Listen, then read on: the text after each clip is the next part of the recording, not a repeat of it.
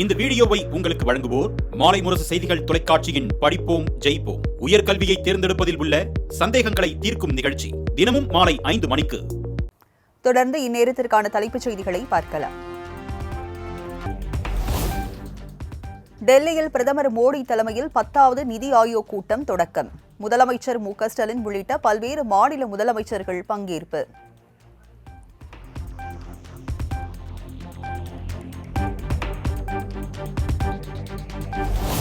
டெல்லியில் நடைபெற்று வரும் நிதி ஆயோக் கூட்டத்தில் 4 மாநில முதலமைச்சர்கள் புறக்கணிப்பு. மம்தா, நிதிஷ்குமார், பினராயி விஜயன், சித்தராமையா ஆகியோர் பங்கேற்கவில்லை என தகவல்.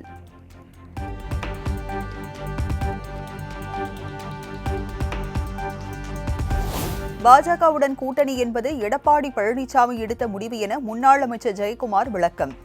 கூட்டணி குறித்து எடப்பாடி பழனிசாமி விளக்கமளித்து விட்டதாகவும் பேட்டி. தெளிவான விளக்கம் கொடுத்துட்டாரு.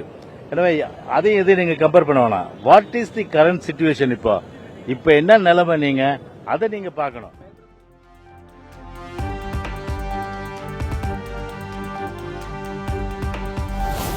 கேரளாவில் 8 நாட்களுக்கு முன்னதாகவே தென்மேற்கு பருவமழை தொடங்கியது. இந்திய வானிலை ஆய்வு மையம் அதிகாரப்பூர்வமாக அறிவிப்பு.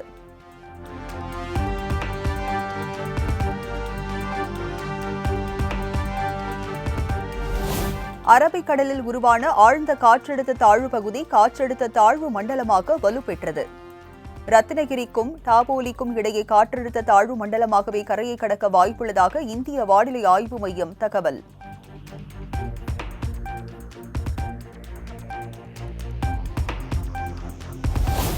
கேரளாவில் அடுத்த 3 நாட்களுக்கு பல மாவட்டங்களில் அதிகனமழை பெய்வதற்கான சிவப்பு நிற எச்சரிக்கை. கண்ணூர், காசர்கோடு, கோழிக்கோடு, இடுக்கி உள்ளிட்ட 4 மாவட்டங்களில் குவாரிகளை மூட மாநில அரசு உத்தரவு.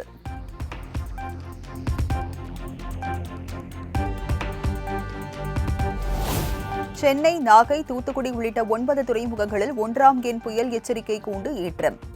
கனமழைக்கான எச்சரிக்கை விடுக்கப்பட்டுள்ள நிலையில் புயல் எச்சரிக்கை கூண்டு ஏற்றம்.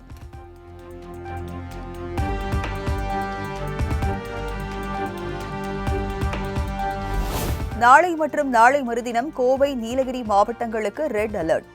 2 மாவட்டங்களிலும் இன்று மிக கனமழைக்கான ஆரஞ்சு அலர்ட் விடுத்து சென்னை வானிலை ஆய்வு மையம் அறிவிப்பு.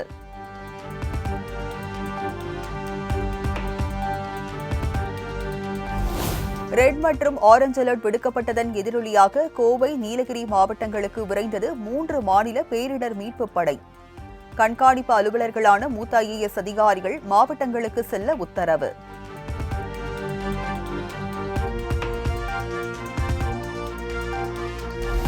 பேரிடர் எச்சரிக்கையை அடுத்து கோவை, நீலகிரி மாவட்ட ஆட்சியர்களுடன் பேரிடர் மேலாண்மை துறை முக்கிய ஆலோசனை. உதகை, வால்பாறைக்கு தலா 1 தேசிய பேரிடர் மீட்புப் படை அனுப்பி வைக்கப்பட்டுள்ளதாக தகவல்.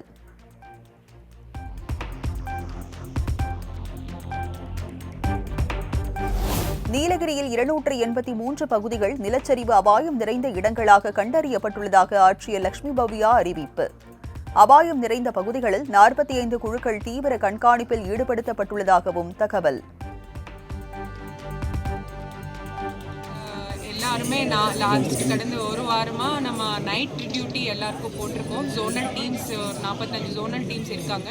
அவங்க எவ்ரிடே நைட்டு வந்து இந்த ஏரியாஸ் போய் பார்க்குறாங்க. பண்ணி நம்ம ரிலீஃப் ஷெல்டரில் வைக்கிறதுக்கு எல்லா ரிலீஃப் ஷெல்டர்ஸ் ஓப்பன் பண்ணிவிட்டு க்ளீனிங் அது பண்ணி அங்கே toilet facility, water facility, current facility இருக்கா இல்லையா பார்க்குறது நம்பர் 1. நம்பர் 2, இந்த மாதிரி வல்னரபிள் ஏரியாஸ் உங்களுக்கு எல்லாருக்கும் தெரியும். நம்ம மாவட்டத்தில் ஒரு 283 வல்னரபிள் ஏரியாஸ் இருக்குது. அதில் எல்லாருமே லாஸ்ட் கடந்த ஒரு வாரமாக நம்ம நைட் டியூட்டி எல்லாருக்கும் போட்டிருக்கோம். ஜோனல் டீம்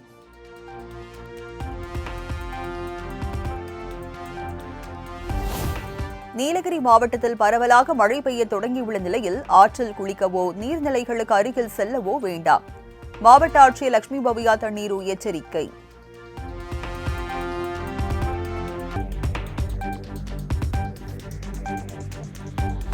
தென்காசி மாவட்டம் கடங்கநேரியில் நேற்றிரவு பெய்த மழை காரணமாக சாய்ந்திருந்த மின்கம்பம் அருகே விளையாட சென்ற 2 குழந்தைகள் மீது மின்சாரம் பாய்ந்து விபத்து.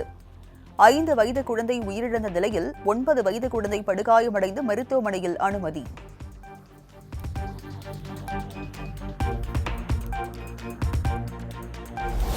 சேலம் மாவட்டம் சேலத்தாம்பட்டி ஏரி பகுதி சாலையில் பலத்த காற்றுடன் பெய்த கனமழையால் பனைமரம் விழுந்து ஒருவர் பலி. இருசக்கர வாகனத்தில் சென்று கொண்டிருந்த சிலிண்டர் நிறுவன ஊழியருக்கு நேர்ந்த சோகம்.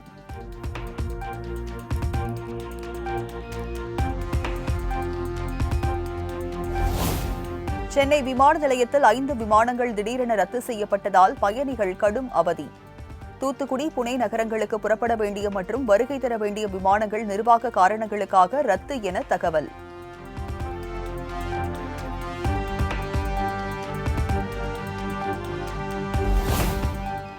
தூத்துக்குடியில் குழாய் மூலம் இயற்கை எரிவாயு வழங்கும் திட்டத்திற்கு மத்திய சுற்றுச்சூழல் அமைச்சகத்திற்கு தமிழ்நாடு கடலோர ஒழுங்குமுறை மண்டல ஆணையம் பரிந்துரை. 35 கோடி செலவில் மொத்தம் 23 கிலோமீட்டர் நீளத்திற்கு குழாய் அமைத்து இயற்கை எரிவாயு விநியோகம் செய்ய திட்டம்.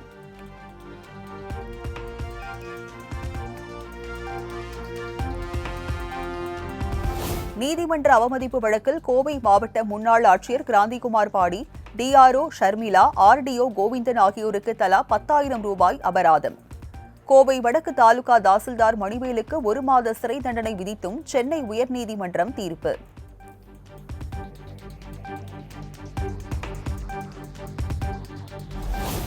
செம்பரம்பாக்கம் ஏரியில் கழிவுநீர் கலப்பதை அதிகாரிகள் கண்காணிக்க தவறியது ஏன்? தமிழக அரசு பதிலளிக்க தென்மண்டல தேசிய பசுமை தீர்ப்பாயம் உத்தரவு.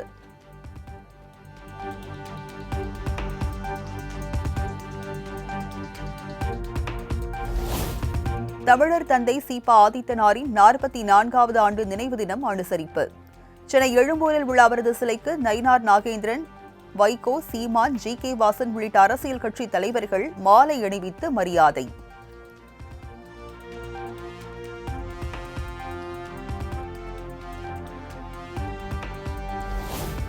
முந்தைய நிதி ஆயோக் கூட்டத்தில் பங்கேற்காத முதலமைச்சர் மு.க. ஸ்டாலின் பங்கேற்பது ஏன்? நாம் தமிழர் கட்சி தலைமை ஒருங்கிணைப்பாளர் சீமான் கேள்வி. ஏன் போறீங்கிற கேள்வி எல்லாருக்கும் எழுது, அதுக்கு விளக்கம் சொல்லியிருக்கணும். இந்த வாட்டி ஏன் போறீங்க அப்படின்னு.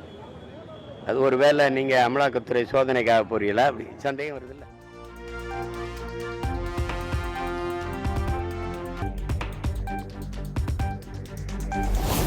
அமலாக்கத்துறை சோதனைகளுக்கு எல்லாம் அஞ்சுபவர் அல்ல முதலமைச்சர் மு.க. ஸ்டாலின்.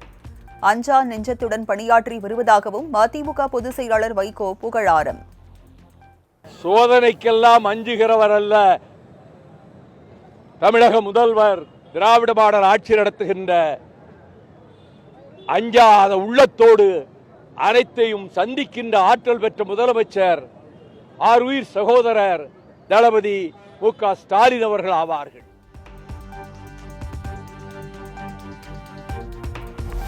கிராமங்களில் உள்ள ஓலை குடிசைகள் உள்ளிட்ட அனைத்து வீடுகளுக்கும் சொத்து வரி பல மடங்கு உயர்த்தப்பட்டதற்கு எடப்பாடி பழனிசாமி கண்டனம். பஞ்சாயத்து பகுதிகளுக்கு உயர்த்தப்பட்ட வீட்டு வரிகளை திரும்பப் பெற வேண்டும் என வலியுறுத்தல்.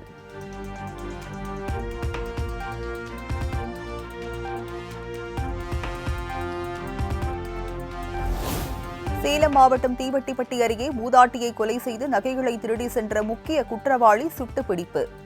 சங்ககிரி மலை அடிவாரத்தில் பதுங்கி இருந்தவரை காவல்துறையினர் பிடிக்க முயன்ற போது தாக்கிவிட்டு தப்பிக்க முயன்றதால் துப்பாக்கிச் சூடு நடத்திய போலீசார்.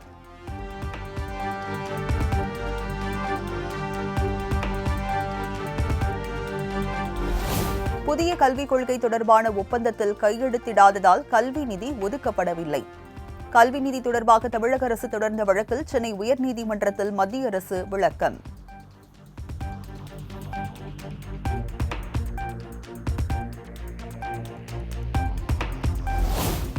டிஎன்பிஎஸ்சி குரூப் 4 தேர்வுக்கு விண்ணப்பிக்க இன்று கடைசி நாள். 3935 காலி பணியிடங்களுக்கு ஜூலை 12 தேர்வு நடக்கிறது.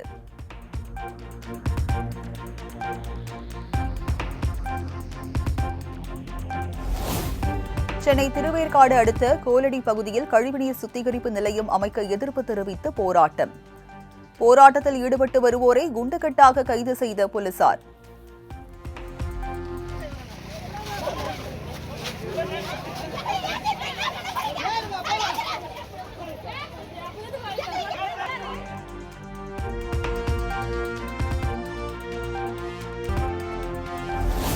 சனி பிரதோஷத்தை முன்னிட்டு சதுரகிரியில் குவிந்த பக்தர்கள். அதிகாலை முதல் மலையேறி சென்று சுவாமி தரிசனம்.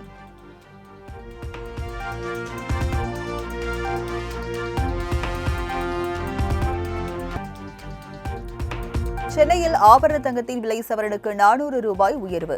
1 கிராம் 8,990க்கும் 1 சவரன் 71,920 ரூபாய்க்கும் விற்பனை.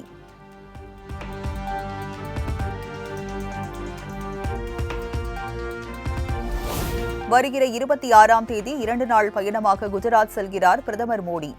53,414 கோடி மதிப்பிலான திட்டப்பணிகளை தொடங்கி வைக்க உள்ளதாக தகவல்.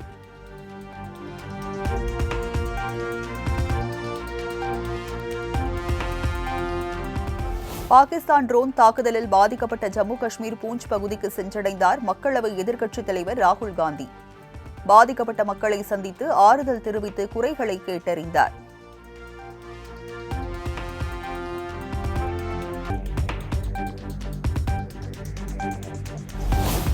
தலைநகர் டெல்லியில் வேகமெடுக்கும் கொரோனா தொற்று பரவல். அனைத்து மருத்துவமனைகளிலும் படுக்கைகள், ஆக்ஸிஜன் சிலிண்டர்கள் தயார் நிலையில் வைக்குமாறு அறிவுறுத்தல்.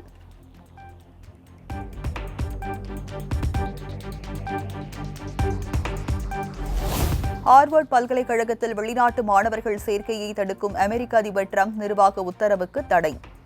டிரம்ப் நிர்வாகத்தின் நடவடிக்கைக்கு எதிராக தொடரப்பட்ட வழக்கில் அமெரிக்காவின் பாஸ்டன் பெடரல் நீதிமன்றம் உத்தரவு.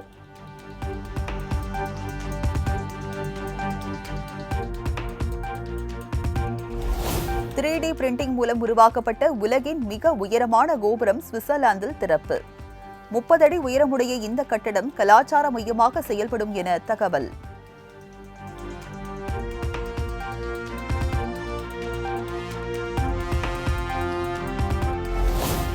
ஆயிரம் அணுகுண்டுகளின் சக்தி மிகுந்த பேராபத்துடன் பூமியை நெருங்கும் அபாயகரமான 2003 mH போர் சிறுகோள். சிறுகோளை உன்னிப்பாக கவனித்து வருவதாக நாசா தகவல்.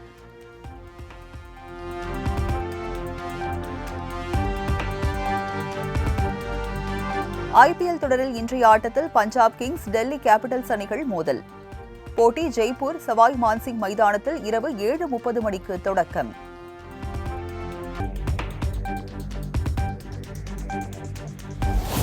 மார்பிங் மூலம் தனது போலி ஆபாச வீடியோ தயாரித்து பரப்புவதாக சைபர் கிரைம் காவல்துறையிடம் நடிகை கிரண் புகார். தனது போலி ஆபாச வீடியோவை ஷேர் மற்றும் டவுன்லோட் செய்தால் சட்டப்படி நடவடிக்கை எடுக்கப்படும் எனவும் எச்சரிக்கை.